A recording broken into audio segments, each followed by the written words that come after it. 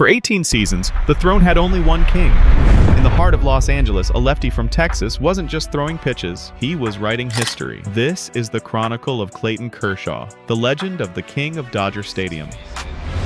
When the California sun fell on the mound at Chavez Ravine, time seemed to stop. 56,000 people held their breath, their eyes fixed on that imposing figure 60 feet away. The routine was almost a ritual.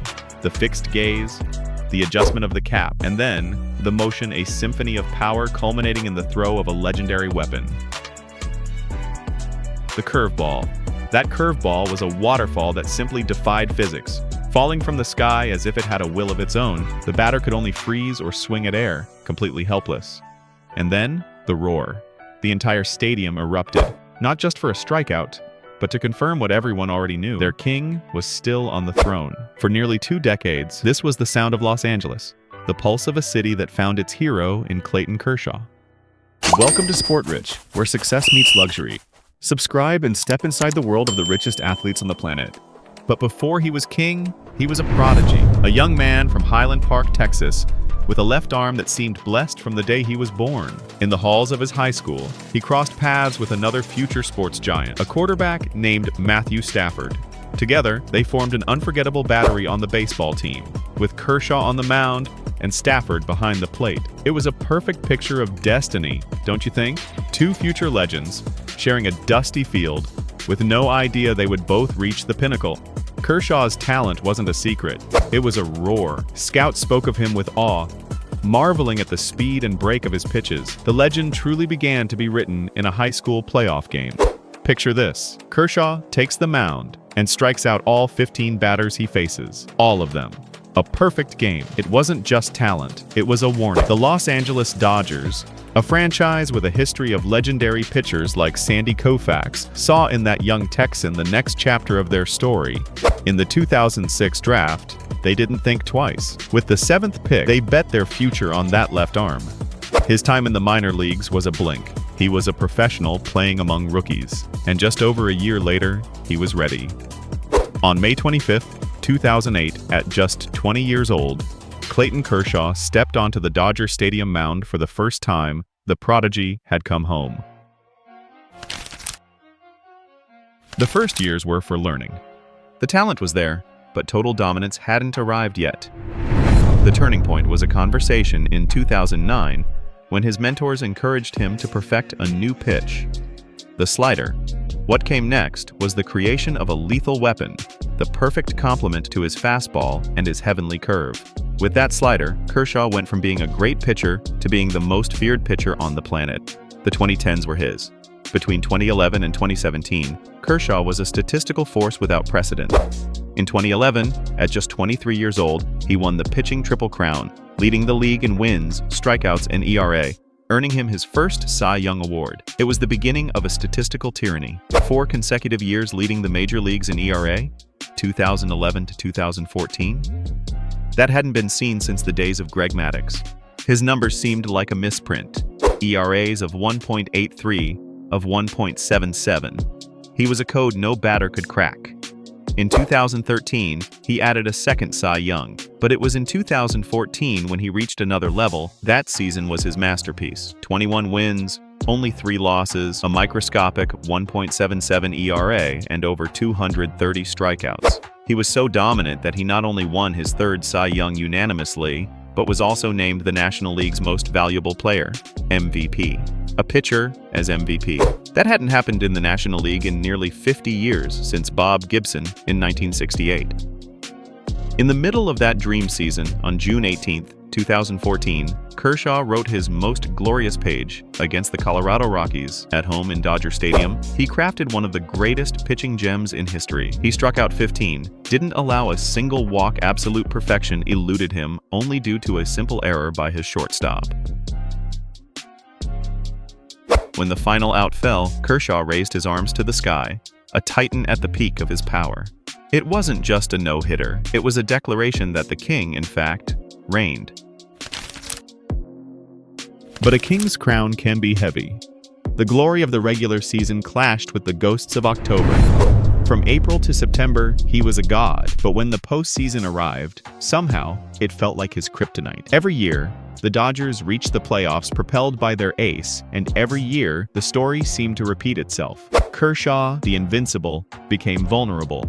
The defeats were cruel. Home runs at the worst moment, bullpens that spoiled his great starts, and a pressure that seemed to affect him in ways it never did in the regular season. His postseason ERA was much higher than his career ERA, a statistic his critics used against him.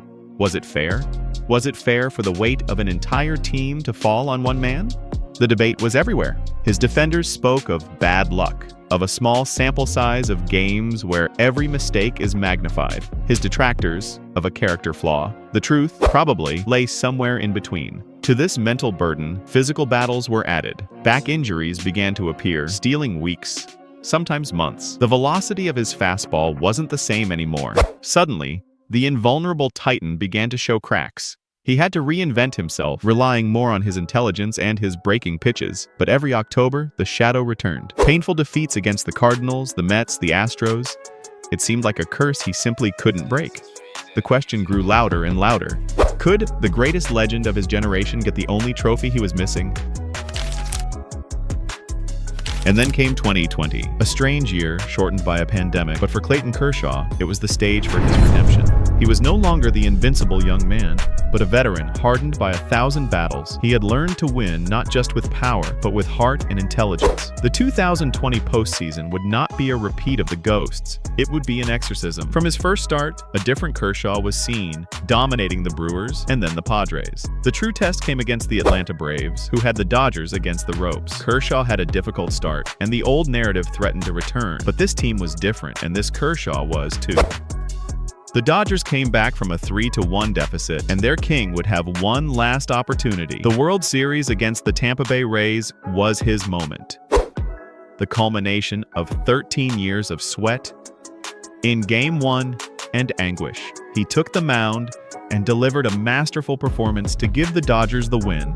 In Game 5, with the series in the balance, he did it again, securing another crucial victory. When Julio Urias struck out the last batter of Game 6 and the Dodgers were crowned champions for the first time in 32 years, all the cameras searched for Kershaw. They found him on the field with tears in his eyes, hugging his teammates. They were tears of relief, of pure joy, of redemption. The shadow of October had dissipated forever. That championship would have been the perfect ending, but Kershaw wasn't finished. And although a shoulder injury prevented him from pitching in the 2024 postseason, seeing his Dodgers win a second title in 5 years consolidated his era. It was no longer just about personal redemption, but about being the pillar of a dynasty. The king had silenced the critics. His legacy was complete. With redemption complete, the final years of his career were a victory tour. Every start was a new opportunity to see the master at work. And in the 2025 season, he reached one of those figures reserved only for the Immortals, the 3,000th strikeout of his career. With this, he entered an extremely exclusive club, a testament not only to his dominance but also to his incredible longevity. But beyond the numbers, his legacy is defined by one word: loyalty. Think about it. In an era where players constantly change teams, Kershaw wore only one jersey for 18 seasons, that of the Dodgers. He became synonymous with Los Angeles. Together with his wife, Ellen, he founded Kershaw's Challenge in 2011, an organization that has raised millions to help children in need around the world. He won the Roberto Clemente Award, an honor that recognizes his impact far beyond the baseball field. When he finally retired after 18 seasons, there was no surprise, only gratitude. His place in Cooperstown is a mere formality. He will be remembered among the greatest, like Sandy Koufax and Randy Johnson. He will be remembered for his 3 Cy Youngs, his MVP, his no-hitter, and his 2 championships. But for the faithful at Dodger Stadium, he will be remembered for something more. For the anticipation before every curveball, for the intensity in his gaze, for the roars of the crowd. He will be remembered as the king who reigned for nearly 2 decades. If you believe Clayton Kershaw is one of the great legends of baseball, leave a like and tell us in the comments what your favorite moment of his career is. Subscribe and comment if you believe loyalty to one team makes a legacy greater.